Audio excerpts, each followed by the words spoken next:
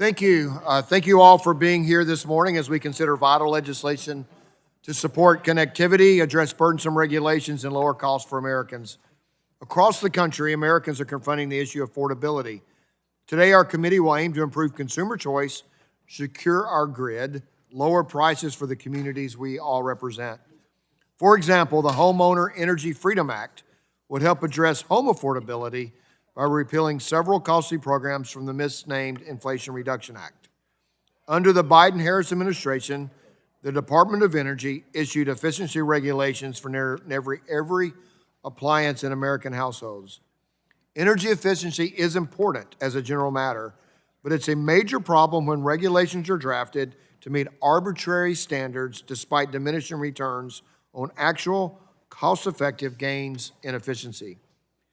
Don't Mess With My Home Appliance Act addresses this issue, for example, by requiring DOE to consider appliances' full life cycle costs, including maintenance, when determining if a new standard is justified.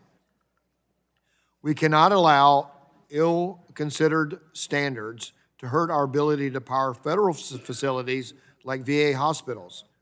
The Reliable Federal Infrastructure Act will repeal the required phase-out of fossil fuel use in federal buildings, which would jeopardize our national security. It is essential that we don't turn away from needed, reliable, and affordable baseload power sources. Similarly, closing the digital divide and expanding access to reliable broadband will further drive American wireless and AI leadership. I see this firsthand in parts of my district that still lack the service they need to take full advantage of the digital economy. NTIA has now signed off nearly 30 states and territories' broadband plans in the BEAD program. And with billions of dollars heading out the door to get shovels in the ground and finally close the digital divide, we must also remove other barriers to deployment. Unpredictable timeliness, expensive and sometimes duplicative reviews, and lack of transparency all contribute to deployment delays.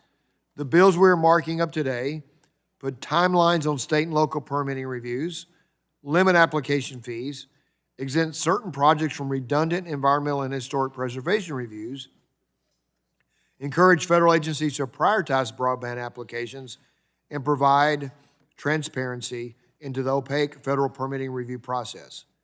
I want to thank each sponsor of these bills, both Republicans and Democrats, for their commitment to ensuring that every American has access to connectivity. We continue our technological leadership through AI and other exciting new technologies. As we address the need to lower costs, secure our grid, and streamline broadband permitting, today's markup is a chance to work on the issues that matter most to the American people. I appreciate